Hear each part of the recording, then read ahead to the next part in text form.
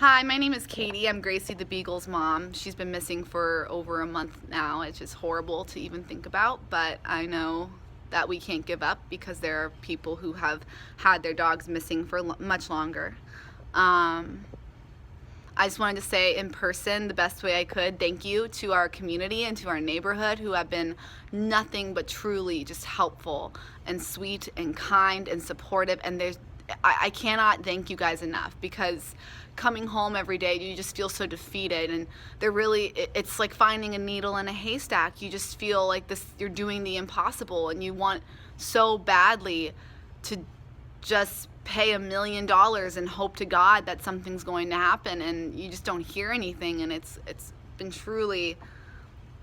would have truly been hard to keep going at this point if we didn't have people giving us such great advice and ideas and support, and just reminding us that she's out there and that we're going to find her and we can't give up.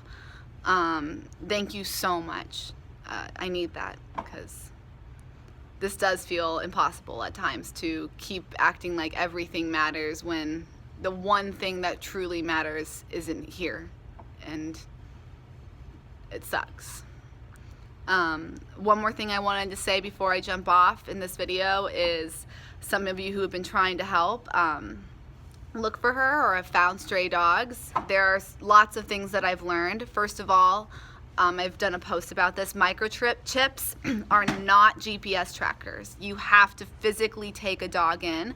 The microchip is under their fur, usually behind their necks, but it can move around, so they should scan around to look for it. But the vet or someone at a shelter or animal control, or even rescues, they usually have a scanner. When they scan the chip, the dog's name and information, if it's registered, will turn up. Gracie's name and information is registered. She's even registered as a missing pet. So if someone takes her into a vet and she gets scanned, they will be able to tell that someone is looking for her, and they'll have our contact and information and numbers. So there is ways for people to surrender her too. If they don't want to meet me in person, I'd still probably find a way to leave them a reward somehow.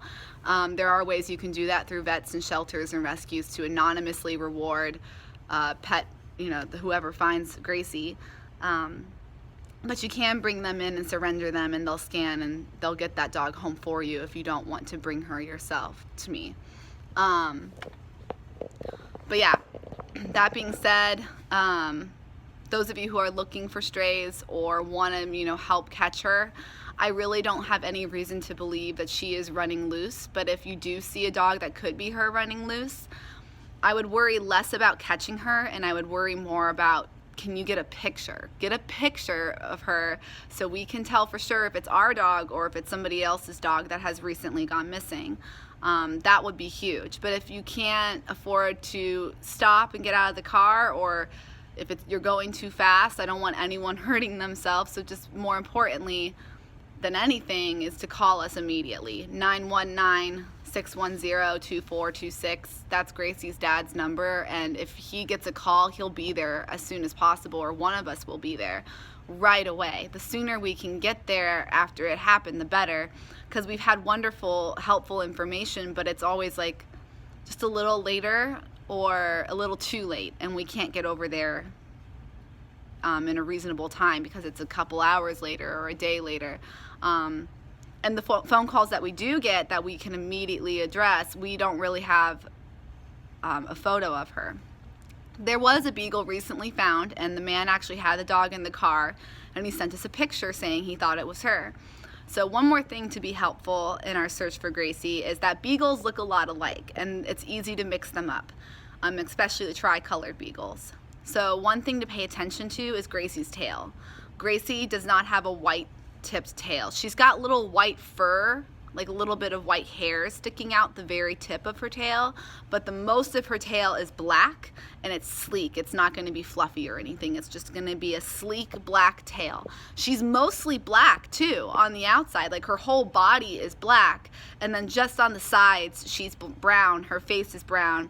She's got a little bit of white on her nose, a little bit of white on her, she's got white paws and a white stomach. But from afar, you would notice her probably more so as dark She's just a dark dog, and she's got an all black tail. So if you see a beagle that could be her, but they have a white tip on their tail, that's a good sign that it's not her. Anyway, thank you so much for all of your help. We really appreciate it.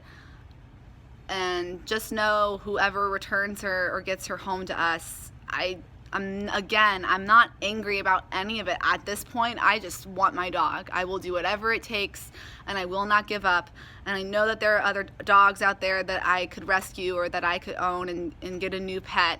And trust me, I will get more dogs, but there's no replacing Gracie. I can get 10 million more dogs, and none of them are going to be her for me. She is the one and only Gracie in my life. She is my baby girl. Please help us get her home.